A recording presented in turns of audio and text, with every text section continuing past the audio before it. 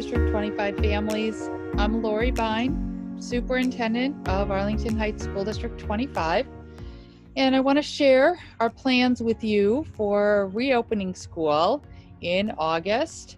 And I want to thank, first of all, the over 600 families who signed up to be on our focus group.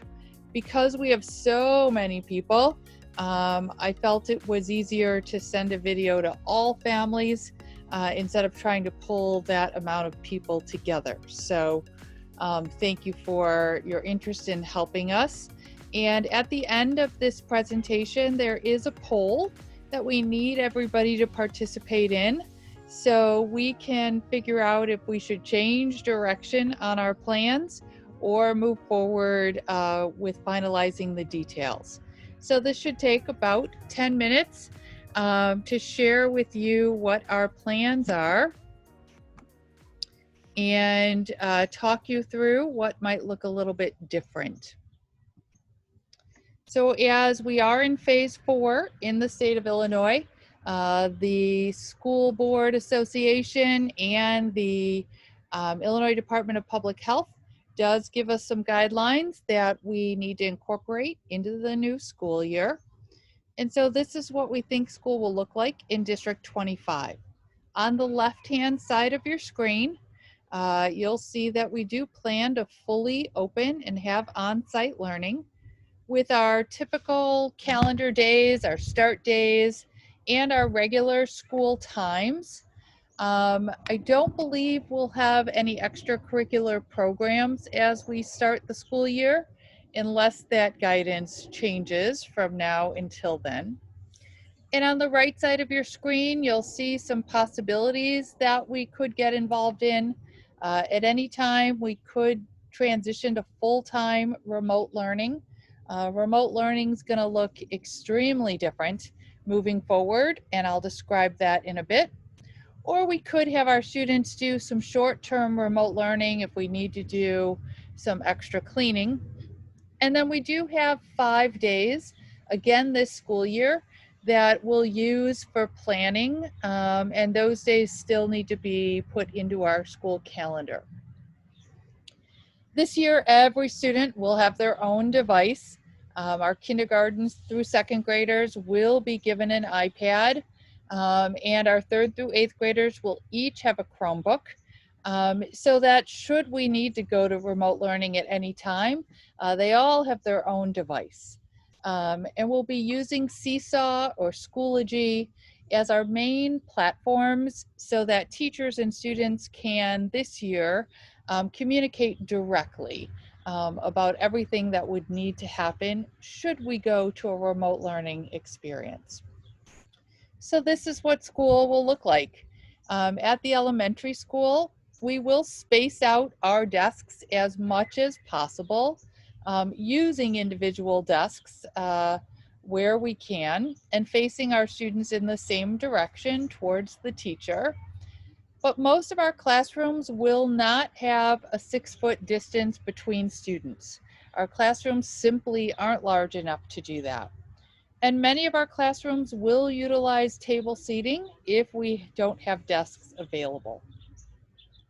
At a minimum, our students will be washing their hands several times a day as they arrive, before and after lunch, anytime they leave the classroom and come back. And as the Illinois Department of Public Health guides us to, we will all be wearing face masks at the beginning of the school year, adults and children. We got updated guidance just this week that says that face shields can only be used in limited situations. And so our default will be face masks throughout the school day.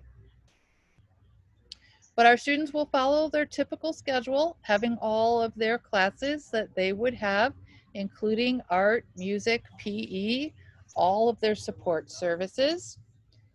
Lunch will likely look different. We'll most likely be eating in our classrooms and creating an allergy-aware section in each classroom, and having our students help us clean their desks after eating each day. It's possible we'll be able to rotate some of our classes into the lunchroom since we can have up to 50 people eating there at a time, but we need to work on that schedule. We'll have recess every day, outdoors as much as possible, but we'll likely have our students enjoy recess with their classmates as opposed to throughout the whole grade level. We'll be working with our kids on moving in and out of the building within 6-foot distancing from others as much as possible. And we will not have field trips or any of our extracurriculars as we start the school year, with 2 likely exceptions. We're working with the Park District, and we believe we will be able to host CAP in some capacity before and after school, and we will have our Music for Youth lessons as well. Same situations apply at the middle school, with one big difference at the bottom of your screen. Our students will not be using their lockers like they typically would at the middle school level. They'll be carrying their belongings with them, and our staff will work with them to limit what they need to carry each day. But again, they'll follow their typical schedule, moving throughout the hallways from class to class. Again, likely eating in the classroom and cleaning their desks afterwards.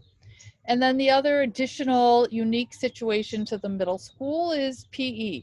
Our students do have daily physical education and will continue to do that, but won't be changing into their uniforms. It's possible we might rotate classes through the use of the locker room. So maybe one group of 25 students uses the locker room during a week, but we need to work with our PE teachers to see if that's feasible. We'll work with our students to walk on the right side of the hallway, maintain social distancing when they are moving throughout the building. And we will be closing the restrooms during passing period, because those tend to be places where lots of students like to congregate. So instead, we'll be having our students use the restroom with permission from their teachers. And again, at the bottom of your screen, you'll see we are not going to have any field trips, extracurricular activities that include sports, nor host any third-party programming as we begin. There may be updated guidance on sports and activities, and we'll communicate that if that comes through. In terms of busing, all of our buses are going to run their regular routes.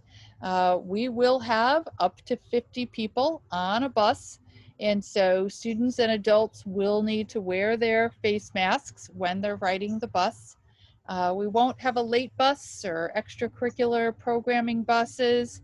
And the other thing that might impact many of our families is we'll not be accepting paid riders. So we're only going to schedule our buses for those students who qualify for free ridership.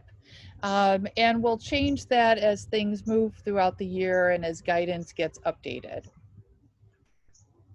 Now, we are going to offer an alternative to on-site learning. So students have the opportunity to participate in a full-time remote learning classroom for the following reasons. If a child has medical documentation that it's not safe for them to come to school, they can be enrolled in our remote learning classroom.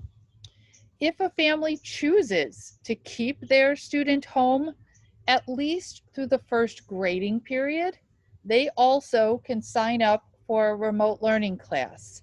So at the elementary, our grading periods are in trimesters, and at the middle school, they're in quarters. So you would need to sign up at least for a full grading period, and then could extend that grading period by grading period if you choose to do that.